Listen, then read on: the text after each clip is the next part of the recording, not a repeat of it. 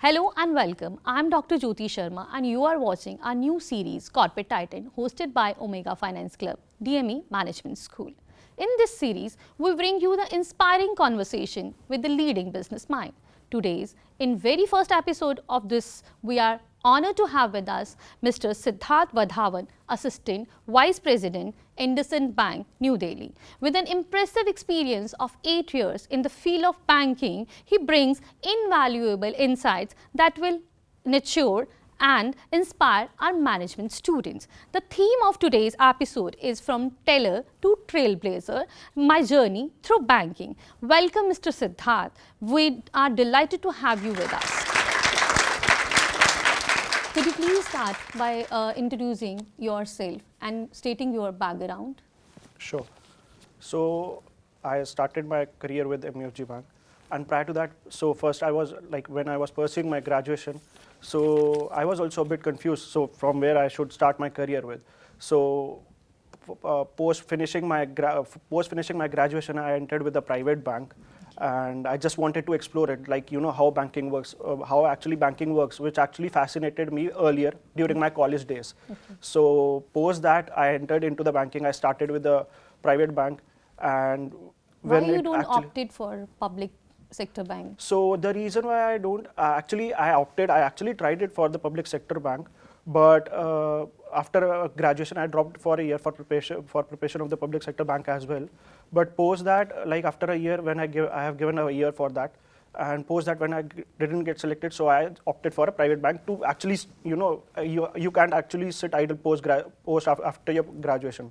So you need to do something. So I applied for the private bank jobs. So then I landed up with a job in hand, which was with the good MNC. Ranking 4th globally, which was MUFG Bank. Okay. So from there on, my banking journey started, and post that, it slowly and gradually I started developing my interest in banking, because prior to that I was actually not aware that I would be landing up a job in a banking sector, and I actually want to become a banker. But slowly and gradually, when things came up, interaction with customers, which actually I like, and not sitting on doing a desk job these days. So post that, when this actually made the hook to me, and I actually started my career with it, and this thing actually made me to pursue my career ahead in the banking. What's your current role in the IndusInd Bank? So currently it's a mixed role. It's actually a mixed role: finance, numbers, and relationship. So when I talk about finance, relationship, and numbers, so sometimes actually the day starts looking at the current market situation, checking on the numbers, getting the actually attaining the targets which the bank or the management has given to the senior or to us and to my team, and checking the same how we can try and achieve our targets further. So for that, we train, and I train my team like how we can achieve those things and achieve our targets. Can you please elaborate the kind of departmental activity you taken care of? So I take care of, first is the customer acquisition, where we onboard majorly good corporate clients. Sorry to interrupt, but how you handle your customer feedbacks? Because it's very so yeah, actually banking is all about this thing only. So again, it's a hectic, but that's which actually make these things very exciting for me, because I treat it as a sort of an IS level job, because reason being, once you clear UPSC also, you are deputed to a district, where you are taking care of small district, checking how things will be working. So banking is also like that, attaining the customer queries, like what and how the things are not working, and liaising with the other departments of the bank to clear the customer queries, so that me and my team ensures that the banking of the customer is going on smoothly. And beyond this, regarding customers, and beyond this, what kind of activities or what are the tasks you do in the? So my daily task is firstly to check the morning updates, and secondly the credit appraisals for the clients, and checking their. Can you please elaborate for our students your? So the customer needs, if I would say, so basically it's. If I talk about from the trade forex perspective, so having the exporters or the importers clients, so if they want any sort of forward contracts with us, because if they are having any sort of inward remittances coming to the IndusInd Bank, so hedging their risk as per the financial markets, so pitching them those forward contracts, and basically taking care of the 360 degree of the banking with IndusInd of the customers. Exactly. Hedging is a tough job. Yes, exactly. It's a tough job. So me as an leader, we actually liaison with the treasury department of the bank. So where the treasury role of this comes in the banking also, where the finance people or the finance students are very much interested. So in the finance for the finance people also, the treasury is more about the future options and guiding their clients, like how you can hedge your risk for the future transactions which would be coming in. What a typical day look like as an assistant vice president in IndusInd Bank? So to be honest, there is no sort of a typical day.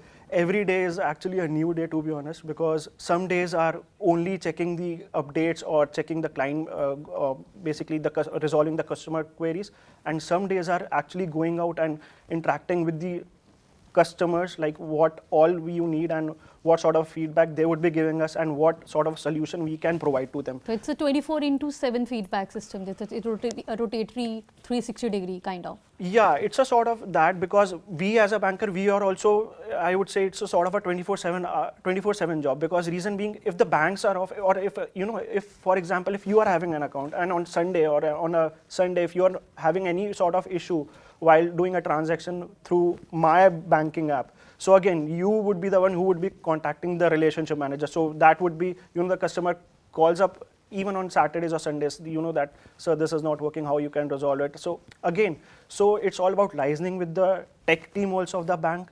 And so banking is an ongoing learning process where you learn different things. For me, still I'm learning. Being a customer also, we are very much indulgent because of the cyber security, sir.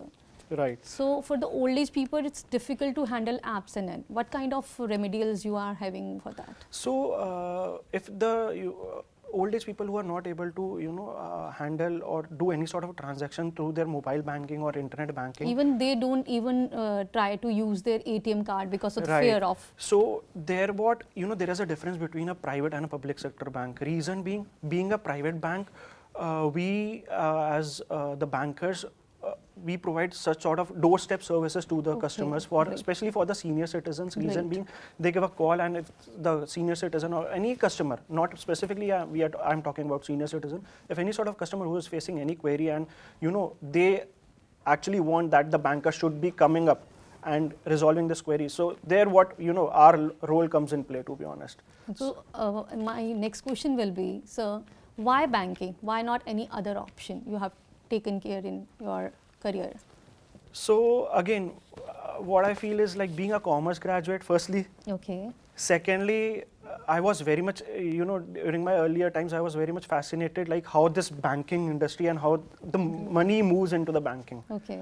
So wherein I actually worked in not different, but 2 or 3 departments. One is retail banking, where where we all generally enter into the branches. So that is a part of retail banking. And currently where I am working, it's a trade finance. It's again a different ball game altogether, where we as bankers handle SME, MSME clients who are actually looking forward for the lending, also working capital requirements, or the further hedging requirements, where they would be further want to carry out their business in the future with us. And that's how the relationship builds up, and the journey of this customer and the banker journey keeps on moving ahead. And any teacher you want to mention his or her name who has shaped your direction towards the banking sector in your college days, or you want to share anything about the college days?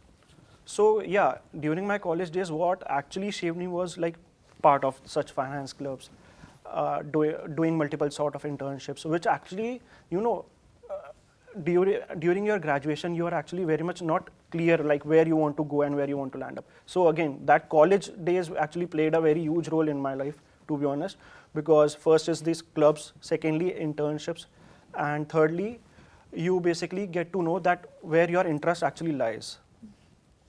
Many a times when you just gradually go to the success part, there are certain times when you have setbacks. Right. So can you please explain? So setbacks are like everyone have their own setbacks and how to overcome that thing. So yeah, obviously during my initial days of my banking, I had such sort of setbacks where I was not able to meet the targets which were given to me during the month, or some sort of. But again, you don't have to lose your focus.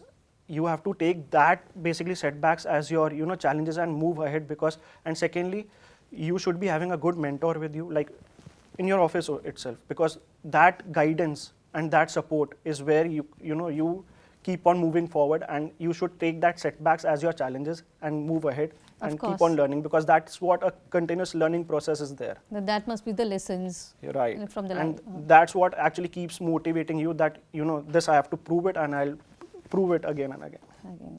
So what, as a finance personnel, what kind of suggestion you want to give to our BBA students? So for the BBA students, I would like to tell them that start exploring such things at a very early stage, because and it's very common, and it's okay if you're not focused, that where you have to do and what you want to pursue in your career ahead. So just focus on your base, because this finance and economics are those subjects which actually make a base of your career which you want to pursue ahead. And in banking perspectively, consistency and curiosity is the thing which plays a major role in it. So can you please elaborate a little bit how the banking has been evolved from the various years for the last 10 decades? So in the 10 decades, I would say, like as I mentioned earlier also, earlier bank used to, if anyone would be thinking bank, okay, then I have to visit a branch. But now these days, the scenario has completely changed. Now the technology, the fintech companies have come in with the banks, tied up, doing transactions through your smartphone, investing any sort of money which you're having. So earlier, the customers used to walk into the branch and taking some sort of advices from the bankers, like, sir, I have so much money, so should I?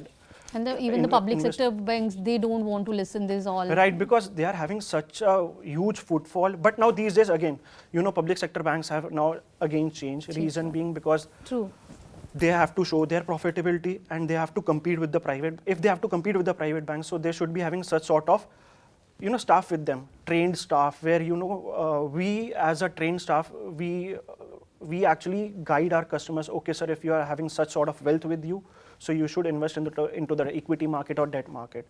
But now these days, even public sector banks have started hiring for relationship managers, and lateral entries are there, which we call, these are lateral entries. One is entry through PO, and second are lateral entries, which any individual who is actually an experienced individual, so they can start directly from scale to itself. So now these days there is no public sector and private sector, to be honest. Only the difference is that in public sector your job is actually safe, and in private sector, due to some pressure, and if you're not performing actually month on month, so you are put into PIP, which actually it's a warning. And if you have into that PIP twice, so then you have been actually asked to leave the bank. What is PIP? I'm curious to know. PIP is actually basically a level where you are not actually meeting your targets. Bare minimum expectation, where you are below your bare minimum expectation. So the organization puts into PIP. They give you a sort of a warning where if you are not kind of memo in the government sector. Yeah, exactly. It's a memo if you are not able to perform it again. So it's a challenging job. Yes, it's actually a challenge and every day it's a new day, because you keep on learning new things. The customer queries actually make you learn every day. So that's the main thing where you can actually. Can you please discuss the process, how the customer queries comes and how you execute them and provide the residual? Okay, so for example, if I would take a scenario where the customer is walking in or saying that sir, the debit card is actually not working. So wherein we first of all we or the staff who is actually there in the branch, they check with the ATM machine first of all if the sort of transaction which is actually not happening. So then we escalate this thing to the tech team. Then the tech team comes with some sort of a resolution, and the TAT, which is turnaround time for such complaints, is within 30 to 40 minutes. So this is the the major difference why major customers are with the private banks as compared to the public sector banks. So this is how we are actually dealing with customer queries, and dealing with such customer queries, you yourself as an individual, you should be liaising with the different departments of the bank. What is the money laundering issue in the economy? So can you please elaborate, because the bank nowadays we are facing this in the PSUs. Yes, so sure. So money laundering, it's no sort of even doing sort of certifications of AML, KYC. It doesn't actually solve that issue. You have to just be very attentive, because some sort of small amount of frequent transactions happening is also a money laundering case. Because reason being, money laundering cases happen like this only. Like there are 3 levels of money laundering basically: placement, layering, and integration. So coming at a placement level is where such amount of frequent transactions are happening. So when such amount of transactions are very much frequently happening, so there a banker should be alerted. Like, and even the backend systems also gets an alert, which further sends an email to the staff saying that such sort of transactions are happening quite frequently. Kindly continue your, or actually conduct a due diligence of the customer according to the profile which he or she has submitted to the bank, and according to their salary. If I talk about from the individual perspective, so what's the salary which they have actually published to the bank, and what sort of transactions are going on due to which this money laundering things are happening, and how you can actually, as a banker, you can resolve it. One more thing I want to appreciate our new banking 2.0 is because of the financial inclusion. Even an auto wala is having the Paytm. Yes. Can you please elaborate how this actually transformed, because you have experience of 8 years and this is the duration of this change and transformation? So again, first of all, the Paytm or UPI, like as you said, now these small vendors are also having, it's actually our government initiative, to be honest. So the government initiative, one is the UPI, second is the digital money. So the thing why the government has started this initiative is they want to actually reduce this physical money, and the more and more public should be tilted towards this digital rupee. Reason being, more and more of printing of printing of this physical currency leads to paper wastage and all, which again it harms the environment. So and it's ease again, also, no? Yeah, you and ease. But again, with some big changes comes the big challenges, which is the the cyber security and the data privacy. So for again this thing, the banking system is now actually hiring and looking for more tech people for like AI, ML, and blockchain also. Reason being, such technologies will will help the bank to actually tackle such situation, and it will help the individuals to, as a banker, we would be, tilted towards, checking that how our customers' money is safe in their accounts. So for that, such sort of technologies, learnings, as a banker, we are also learning that as well. I would like to ask you the challenges as a banker. What kind of challenges you face day to day?